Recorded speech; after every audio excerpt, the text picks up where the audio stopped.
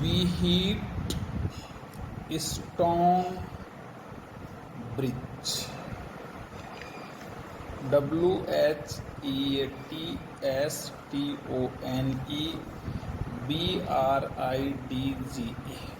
Bridge. Bridge को है ना हम बेटा सेतु भी कहते हैं। ये पुल नहीं होते कि ब्रिज अपन बनाते हैं, बड़ी बड़ी नदियों पे बनाते हैं। ये व्हीट स्टोन ब्रिज है ना, ये तो व्हीट स्टोन तो एक वैज्ञानिक का नाम है। और ब्रिज क्या है, उन्होंने सर एक 4 प्रतिरोधों की एक ब्रिज नुमा संरचना बनाई, जिसमें 3 प्रतिरोधों का मान हमें पता होता है और चौथे प्रतिरोध का मान है ना हम ज्ञात कर सकते हैं। व्हीट स्टोन नामक वैज्ञानिक ने 4 प्रतिरोधों की एक ब्रिज नुमा संरचना बनाई है, जिसकी सहायता से हम 3 प्रतिरोधों के किसी एक प्रतिरोध का मान है ना ज्ञात कर सकते हैं। इसको हम अज्ञात प्रतिरोध कहते हैं, या सीधी भाषा में कहूँ कि इससे हम अज्ञात प्रतिरोध का मान ज्ञात कर सकते हैं। अब ये व्यवस्था कैसे बनाई है, उन्होंने कहा कि आप एक समांतर चतुर्भुज लो सर, ले सर, इसकी 4 भुजाएं हैं। हमने कहा बिल्कुल सर 4 भुजाएं हैं। इसकी चारों भुजाओं में 4 प्रतिरोध जोड़ दो। चलो जोड़ देंगे सर। प्रतिरोध में कहूँ जैसे जोड़ना, इस AP में P जोड़ना, इधर Q जोड़ना, इधर R जोड़ना, इधर S जोड़ना। ये यूं मत लिखना PQRS, नो, PQRS जोड़ दिए सर। इसमें 2 विकर्ण हैं, हाँ बिल्कुल सर, एक ये रहा और एक ये रहा। तो इस विकर्ण, ये तार है बेटा, चाहे अंदर से ले लो चाहे बाहर से, इसमें आप एक सेल जोड़ दो, एक कुंजी जोड़ दो, जोड़ दी सर। ये प्लस से धारा बहेगी, इधर आ जाएगी, ठीक है सर। इसका जो दूसरा विकर्ण है ना, उसमें एक कुंजी और जोड़ दो। ये कुंजी है ना, ऐसा निशान लगा, ये तो बेटा डॉट वाली कुंजी है कि एक बार लगा दिया धारा बहती रहेगी। ये दाब है, जैसे इसका प्रेशर दोगे ना ऊपर से, ये यूं प्रेशर दोगे तब तो ये दोनों पत्तियां चिपक जाएंगी, प्रेशर से दोनों पत्ती चिपक जाएंगी तो धारा बहने लग जाएगी। जैसे प्रेशर हटाओगे धारा बहना बंद कर देगी। इसको K2 बोलते हैं, इसको K1। इसके बीच में क्या लगा दो बेटा, एक धारा मान, इसको गैल्वेनोमीटर इंग्लिश में बोलते हैं, हिंदी में धारा। ये सर हमारी व्हीट स्टोन ब्रिज की बनावट है या व्यवस्था है सर। 4 प्रतिरोध है, ध्यान दो। ये PQ प्रतिरोध है ना, ये आपस में श्रेणी क्रम है। ये RS भी आपस में क्या है, श्रेणी क्रम। ये ब्रिज सच में क्यों दर्शाया जा रहा है, देखो बेटा, कारण कि देखो ये भाग है ना ABC, ये एक प्रकार से नदी का एक भाग, ये ADS ये नदी का दूसरा भाग, ठीक है। अब अपन एक भाग से दूसरे भाग कैसे जाओगे, तो ये हमने ब्रिज बना दिया है। किससे बनाया है, दाब कुंजी K2 और गैल्वेनोमीटर लगा के ब्रिज बनाया है। अब इसका सिद्धांत क्या है, सिद्धांत का मतलब है बेटा, अब इससे हम है ना अज्ञात प्रतिरोध का मान कैसे ज्ञात करेंगे। चलो सर बताएंगे क्या है। देखो बेटा, कहते हैं आप सबसे पहले है ना कुंजी K1 की डाट लगाते हैं तो सेल के प्लस से धारा बहेगी और इधर माइनस में आ जाएगी, सही है। लेकिन जब A बिंदु पर धारा बहेगी ना, तो यहाँ से 2 भागों में बढ़ जाएगी, I1 और इसमें I2 घट गई। अब मैं कहता हूँ ये तो श्रेणी क्रम में है तो I1 ही इसमें बहेगी, ये श्रेणी क्रम में है तो I2 इसमें बहेगी, बिल्कुल ठीक है। अब आप क्या करो, दाब कुंजी K2 को दबाओ, तो सब दाब कुंजी K2 दबा दी तो बेटा ये पत्तियां टच हो जाएंगी ना, तो इसमें है ना क्या होगी, धारा बहेगी। तो तो ये गैल्वेनोमीटर है ना, ये एक उपकरण होता है बेटा, अपने जैसे घड़ी होती है ना बिजली की, ऐसे एक घड़ी है ये। इसके बीच में है ना जीरो होता है, देखो आपको मैंने लैब में कहीं सिखाया है। और एक ये सुई होती है, ये विक्षेप देती है इसमें, इधर भी दे सकती है, इधर भी दे सकती है। जब ये बिल्कुल बीच में होती है ना, तो धारा है ना शून्य होती है। इसका मतलब IG का मतलब होता है गैल्वेनोमीटर में धारा शून्य है ना। इधर खाने होते हैं 5, 10, 15, ऐसे 5, 10, 15, बीच में आ गए, इसको शून्य विक्षेप स्थिति कहते हैं। अगर धारा नहीं बहती तो यहीं रहती है। तो हम क्या करेंगे सर, दाब कुंजी दबाएंगे तो सर इस BD भाग में धारा बहेगी, गैल्वेनोमीटर की सुई है ना ऐसे ही लेगी, या इधर भी जा सकती है, इधर भी जा सकती है।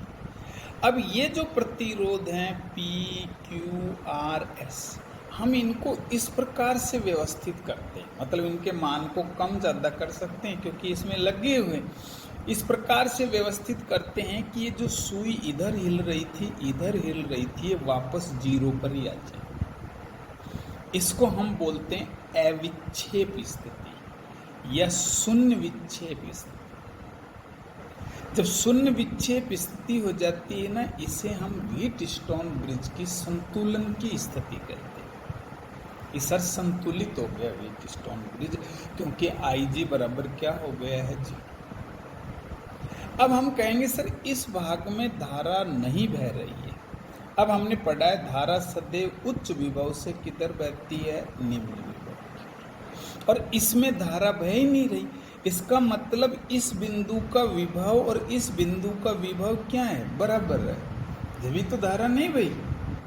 भाई अगर VB बड़ा होता सपोज VD से, तो ये धारा B से D की ओर बहती, B से किधर बहती, D की ओर। और अगर VD बड़ा होता VB, तो धारा किधर बहती, D से B की ओर। अगर VB बराबर VD हो जाए तो धारा बहेगी नहीं, क्योंकि समान विभव के बिंदुओं में धारा है ना, नहीं बहेगी। अब मैं कहता हूं कि सर जब ये समान विभव के बिंदु हैं तो ये तभी हो सकता है जब इस भुजा का विभव इस भुजा के विभव के बराबर। कारण कि ये विभव है ना धारा मापी की सुई को इधर खींचेगा, ये इधर खींचेगा। अगर सुई बीच में रहेगी देन ये विभव बराबर ये विभव। अब ये विभव कितना है, देखो इसको लिखूंगा I1P, विभव पता नहीं, ये विभव बराबर तो I गुणा R होता है, हम R को यहाँ P मान रहे हैं, बराबर क्या होना चाहिए, I2R। इसमें धारा I2 बह रही है और ये प्रतिरोध R है। एक समस्या। दूसरी, अब इनका भी देखो, इनमें भी ये इसका विभव बराबर क्या होना चाहिए, इसका विभव, तभी तो सुई बीच में रहेगी। देन मैं लिख सकता हूँ I1Q बराबर क्या है, I2S। ये कौन सी बात है बच्चों, सब। अब भाग देते हैं, 1 में 2 का भाग, तो बेटा ये I1P अपॉन क्या है, I1Q, I2R अपॉन क्या है, I2S, ये कैंसिल।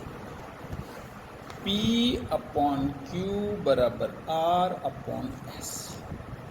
ये हम कहेंगे सर अगर आप IG बराबर 0 कर दोगे ना तो प्रतिरोधों में ये संबंध आएगा। अब इसमें 3 प्रतिरोधों का बच्चों हमें पता होता है, तो हमारा गणित कहता है इसमें 3 का पता लगा दोगे तो चौथी हम गुणा भाग करके तिरछा करके निकाल लेंगे। अब कोई भी हो, चाहे P का हो, चाहे P निकालना हो तो ये 3 देंगे, R निकालना हो तो ये 3 मिलेंगे, मतलब कोई 3 मिलेंगे, एक नहीं मिलेगा, उसको तिरछा गुणा करके निकाल सकते। ये व्हीटस्टोन ब्रिज के संतुलन की शर्त है। व्हीटस्टोन ब्रिज है ना, सुग्राही अधिक हो। सुग्राही अधिक होने का मतलब है कि सर हम उसके द्वारा अल्प प्रतिरोध भी आसानी से ज्ञात कर सकें, तो हम उसको अधिक सुग्राही कहेंगे। तो हम कहते हैं कि अगर इसकी सुग्राहिता आपको अधिक रखनी है तो ये चारों प्रतिरोध है ना बेटा, लगभग समान कोटि के होने चाहिए।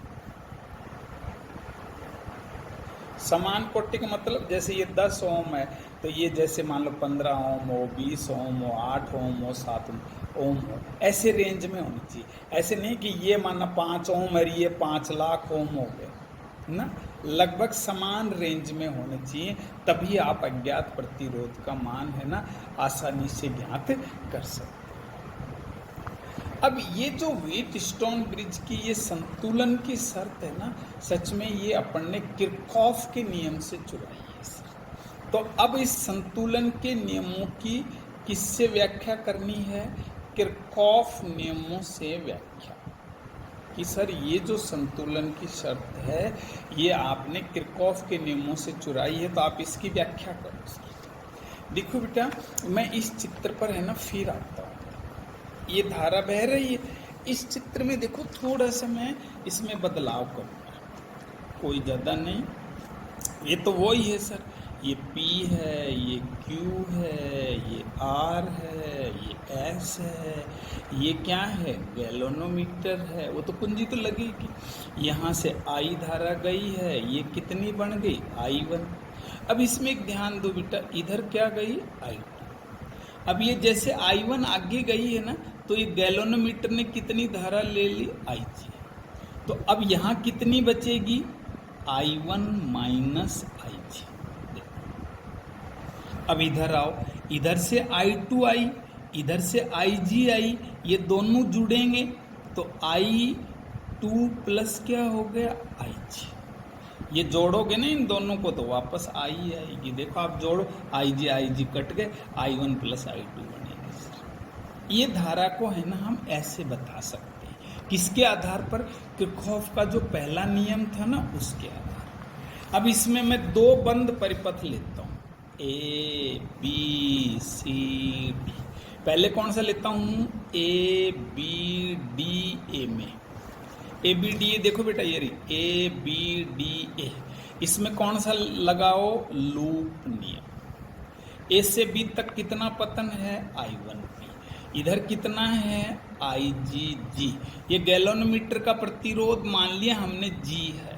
अब बेटा इधर से इधर चलो, ये तीर यूं है, अपन यूं जा रहे हैं तो नेगेटिव लगाना पड़ेगा, I2R बराबर 0। अब दूसरा BCDB में दिख रहा है, BCDB में ये बंद परिपथ है, ये भी बंद परिपथ है। अब इसमें चलो देखो बेटा, ये कौन सा चला? I1 minus IG। ये तो धारा है, ये प्रतिरोध है। इधर ही चल रहे हो ना B से C की ओर, और तीर भी धारा इधर ही है तो पॉजिटिव। इधर देखो C से D पे आओ तो ये उल्टा चल रहे हो, minus I2 plus IG into S। अब D से यूं आए, अब यूं जाओ, अब ये उल्टा जा रहा है, देखो तीर तो इधर आ रहा है तो माइनस IgG बराबर 0। ये दो समीकरण बन गए सर। अब मैं कहूँगा सर संतुलन में तो IG बराबर क्या होगा? 0 होगा, वे तभी तो संतुलन होगा। तो इन दोनों समीकरणों में जहां आपको IG दिख रहा है ना उसमें 0 लिख दो, तो ये समीकरण बनी I1P, ये बेटा 0 हो गया, माइनस I2R, इसको ट्रांसफर कर दो। वही बात, इसमें IG बराबर 0 लिख दो तो I1Q, इसमें ये 0 हो गया, माइनस I2S, ये 0 हो गया बराबर 0। I1Q बराबर क्या हो गया बेटा? I2S। ये दूसरे समीकरण। इस समीकरण में इस समीकरण का भाग दे दो, क्या सब आएगा? P/Q बराबर R/S। यही तो व्हीटस्टोन ब्रिज के संतुलन की शर्त थी। किससे लाए हैं अपन? किरचॉफ के नियमों से। दो बंद परिपथ बनाए, उनमें हमने नियम लगाया, IG बराबर 0 कर दिया सर, ये शर्त आ गई सर। तो ये किसके आधार पर उत्पत्ति की है? व्हीटस्टोन ब्रिज के सिद्धांतों के न उसके किरचॉफ के नियमों के आधार पर सर। तो इसमें दो प्रश्न बनते हैं, एक तो व्हीटस्टोन ब्रिज की बनावट और सिद्धांत, ये अलग बात है। दूसरा प्रश्न बनता है किरचॉफ के नियमों से व्हीटस्टोन ब्रिज के संतुलन की शर्त उत्पन्न करो। तो ये बेटा शर्त है जो मैंने अभी आपको बताई है।